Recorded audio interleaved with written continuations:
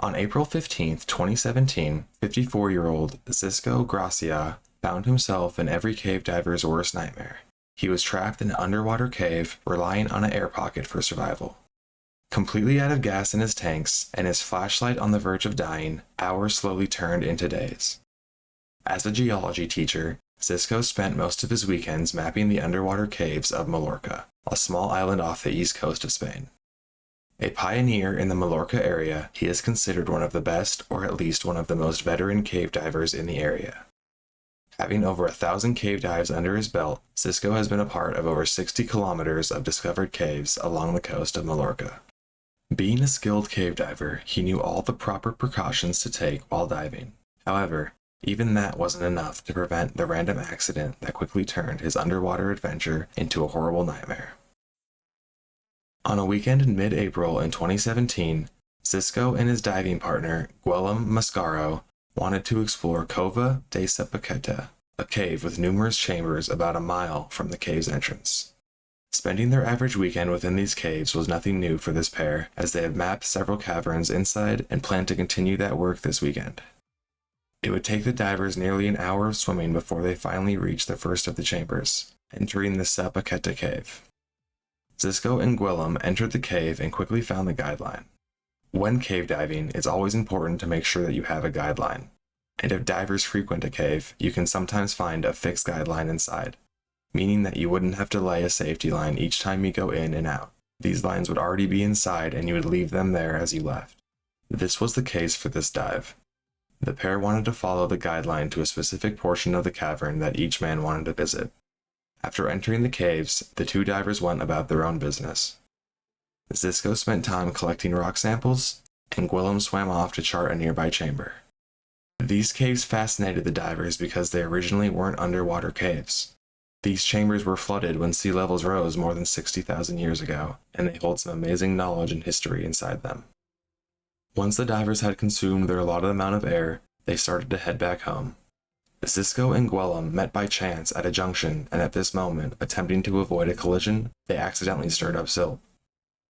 Most of you know what silt is and what it means to be silted out, but just in case you don't know what it is, silt is defined as fine sand, clay, or other material carried by running water and deposited as sediment, especially in a channel or passage. Kicking up silt is one of the easiest and most common errors to make when cave diving, being referred to as a silt out. After disturbing these very small, fine particles, underwater visibility is rapidly reduced to zero. These particles get up against your mask and you can't even see an inch in front of your face. When Xisco and Guillem found themselves in a silt out after their near-miss collision, they kept their cool, they didn't panic, they remained calm and didn't move. They began to search for the fixed guideline and tried to follow it back out. However, after finding the line, they immediately knew something bad had happened. The nylon guideline was loose. It had either broken off or slipped from its mounting point during the commotion. They were essentially on their own in this cave, with no rope to guide them out in low visibility. Spending nearly an hour searching for the end of the line, the pair wasted valuable air doing so. Both men dove with 4 tanks of compressed air, estimating that each tank would last about an hour. They had burned through almost 3 tanks at this point, and they still had an hour to swim back out. Knowing they were in grave danger, Xisco quickly came up with a plan. He grabbed Guillem's arm and indicated to him that he wanted to swim deeper into the cave, away from the entrance. Guillem, unsure of Xisco's plan, reluctantly followed. Luckily for the pair of divers, Xisco remembered other divers talking about an air pocket in the chamber nearby. He pulled Guillem all the way to the chamber, and once they surfaced, they were able to talk openly about Xisco's plan. They both knew they only had enough air for one of them to make it out, and logically thinking, Xisco insisted that it would be Guillem who made the dive out to get help. Xisco told him, "You are skinnier than me and therefore require less air for breathing. I'm also more experienced at breathing in cave air, so I will stay and you will go." Since Xisco and Guillem were down in those caves to map them, they were able to work out a plan to get Guillem out. Knowing that the cave air is higher in carbon dioxide, which would give Xisco some problems if he was stuck there for too long, they knew time wasn't on their side. Guillem was to follow an alternative path than the one they took in. It was a longer route, and some portions didn't contain a guideline, but it somewhat avoided the kicked up silt. The water would still be murky, but they both knew this was their only option. Gwillem was hesitant to leave Xisco, but if he stayed, they would both die. Once Gwillem had left, Xisco took off most of his gear and explored the chamber. This 80-meter long, 20-meter wide, 12-meter high room didn't have much in it, but it did have one large flat rock that he was able to pull himself onto. He knew this rock was crucial for his survival, and at this point he took stock of what he did have left on his body. He quickly turned off his flashlight as it was his third and final one left. The other two flashlights that he had were dead, and the batteries on this one were running low. Xisco was surrounded by pitch-black darkness. In this kind of darkness, you can't even tell the difference if your eyes are open or closed. He was alone down there in the silent, underwater cave, with no idea if anything was lurking in the shadows or under the water just next to him. Xisco would occasionally use the flashlight, but only when he needed to get up to use the bathroom. There was little that he could do while waiting to be rescued. Trapped 130 feet or 40 meters below the surface, thoughts began to cross his mind. Did Gwillem make it out safe? Was he able to get rescue services? What if he got lost in the cave and died? Xisco had been a diver for a long time. He was safe, careful, and pondered why this had happened to him just now, after so many years of experience. For the first 7 or 8 hours, he was hopeful that Gwillem made it out safely. After that, the long hours stretched on and he began losing hope.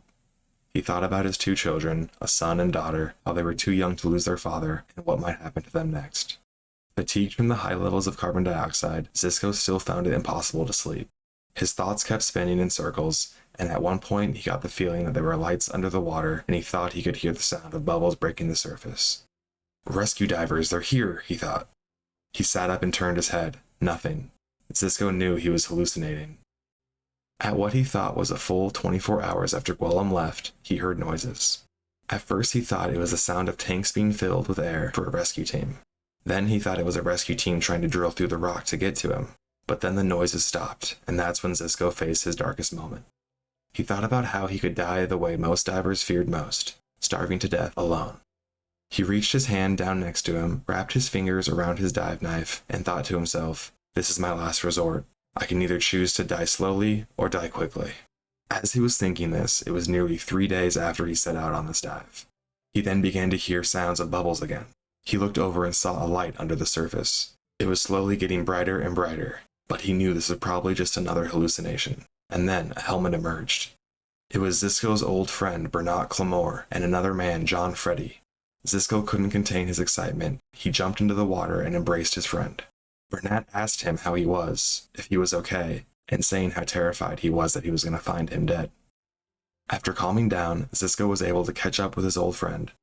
Bernat told Xisco that his earlier dive partner Gwillem had made it out of the cave and alerted rescue teams immediately. But due to the poor visibility which first got the men in trouble, that blocked them from reaching him any sooner. Rescuers had then tried to drill a hole through the rocks from the surface to supply him with food and water, which explained the loud noises he had heard, but this attempt also failed. Finally, Bernat and the fellow diver John Freddy made it through after waiting a day for the silt to settle down.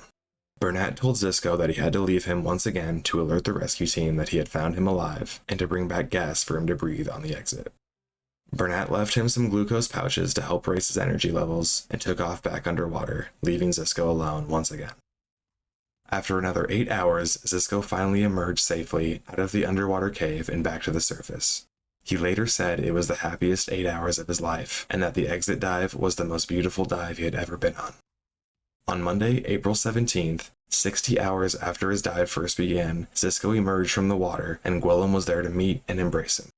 He then was immediately taken by ambulance to be treated for hypothermia, and he received pure oxygen supplementation overnight at the hospital.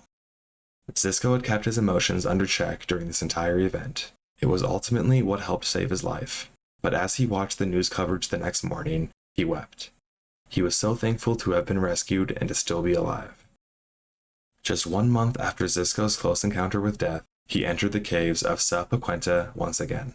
Wanting to explore the underwater air pocket he was trapped in for so long, Xisco said, "I don't hold any grudges against the cave. It's not like it was the cave's fault." Saying he will continue to map Mallorca's underwater caves, and although his children don't like it very much, he says, "I've spent 24 years exploring underground. This is what I do. It's in my blood." This story is a perfect example of how experienced cave divers deal with adversity when underwater. Xisco and Gwillem weren't expecting the worst-case scenario that day in 2017, But when they were faced with it, they didn't panic, they didn't make unnecessary movements, they stayed calm, came up with a plan of attack, and executed. Well done to those 2 divers that day. I'm very pleased that this story ended with no lives lost. Hopefully Xisco was able to dive thousands of more caves, and as a last suggestion to him, I would say maybe bring some extra air next time. That is the story of the close call in the Sapaquenta cave. If you want to hear more scary, fascinating stories, make sure to check out last week's video.